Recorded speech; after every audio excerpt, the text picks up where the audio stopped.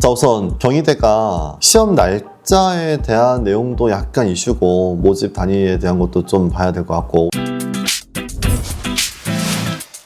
의대는 계속 이제 2명을 뽑잖아. 그래서 다행히 경희대하고 의대 2명을 뽑고 원광대 6명 뽑으니까, 그래서 의대 편입이 그래도 있구나 라는 거고, 그 다음 이제 치대가 7명 뽑고 그래서 조금 늘었고, 약대가 이제 3명을 뽑는데, 근데 경희대 시험 날짜가 12월 28일 이렇게 결정이 됐어. 이게 작년 같은 경우는 그 마지막 12월 마지막 토요일은 단국대가 시험이 있었거든. 그리고 그 전주에 경희대가 시험이 있었고, 그래서 올해 아마 경희대가 12월 21일 날 시험 보지 않을까라는 게 보통의 예상이었거든. 그래서 요강 뜨기 전만 해도 21일 날 시험 보겠지 싶었는데 28일 날 시험 본다는 거야. 야, 그리고 면접은 꽤 늦어. 면접은 이제 1월 18일 날 시험 보니까 조금 늦게 몇 주간의 기간이고, 1단계 합격자 발표가 1월 8일이면 수요일인데, 뭐 작년에도 비슷했어.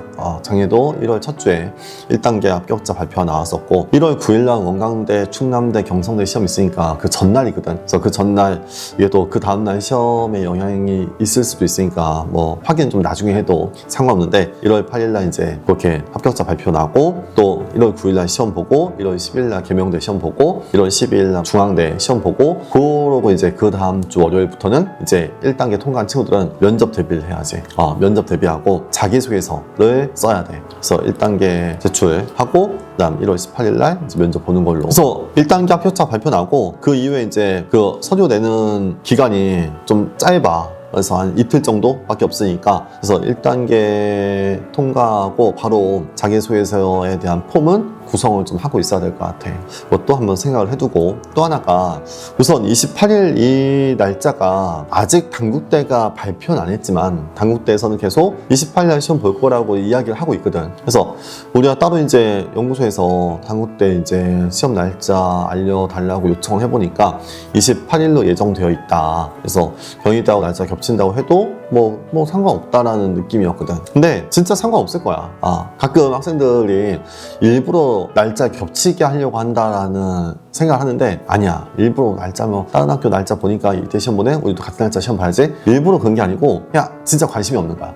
편입으로 몇 명을 뽑던, 시험을 보던 말던, 누가 들어오던 크게 관심이 없는 거야. 그래서 조금 더 고민하고 생각이 있었다면 날짜 등도 조금 이제 피해서 해준 게 맞는데, 요거는 아마 겹칠 확률이 굉장히 커. 그래서 가끔 단국대 시험이 천안에서 10시에 시작해서 그럼 11시 반쯤 끝나면 천안에서부터 빠르게 넘어와서 오후 2시에 이제 요 경희대 시험도 볼 수 있는 거 아니냐? 아니야, 불가능해. 토요일이야, 토요일 오후에 뭐 천안에서부터 서울까지 이동한다? 그거는 이제 시간적으로는 불가능하고, 또 가끔 뭐 오토바이 타고 갈 수 있는 거 아니냐? 못 가.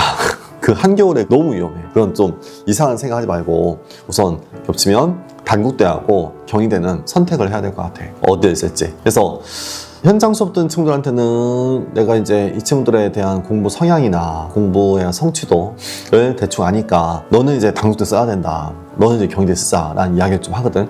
근데 내가 생각하는 그 기준은 타임어택에 자신이 있고 어느 정도의 추론을 문제를 빨리 풀 수 있는 그 능력이 이제 구축되어 있다면 단국대가 큰 변수가 없거든. 물론 의대는 아니야. 지금 의대는 단국대든 경희대든 어차피 스펙이 중요하니까 의대는 다른 이야기고, 치대나 약대 같은 경우는 약간 정량대 느낌이 좀 크니까 단국대가 1단계를 진짜 고득점으로 통과하면 최종 합격까지 무난히 갈 수 있거든. 그래서 내가 어느 정도의 실력이 좋다, 나는 타임어택 같은 모의고사가 25개 이상은 잘 나온다, 그러면 단국대를 어느 정도 합격할 수 있다는 자신감을 갖고 시험을 보러 가는 게 좋지 않을까. 그리고 경희대는, 물론 경희도 1차가 100% 지필시험이다 보니까 지필시험 자신 있으면 경희대도 좋아. 근데 한 가지 변수가, 경희대는 문제 수가 적어. 화학이 15문제고 생물이 15문제니까 전체 30문제밖에 안 돼. 그리고 그 시험 보는 시간이 90분이야. 90분 동안 30문제 풀면 시간이 남아. 타임어택이 없어. 그러니까 타임어택이 너무 좀 부족하다 라든지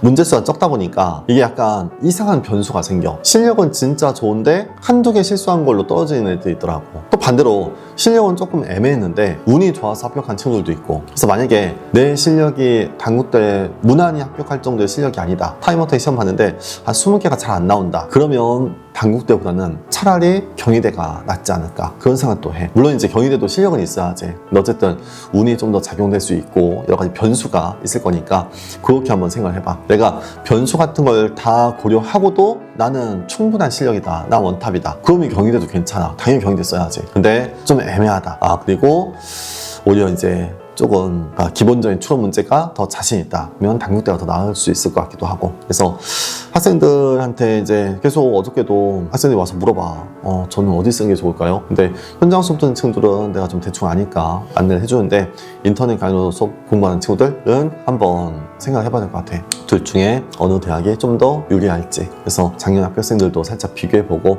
경희대는 약간 변수가 있다, 근데 그거에 비해서 당국대는 크게 변수는 없다, 실력이 잘 갖춰져 있으면 당국대가 나을 것 같고, 내가 훨씬 더 월등한 실력이다, 그럼 경희대도 괜찮다, 근데 좀 애매하면 차라리 경희대가 낫지 않을까 싶은 생각도 해. 물론 이거는 당국대 티오도 봐야 돼.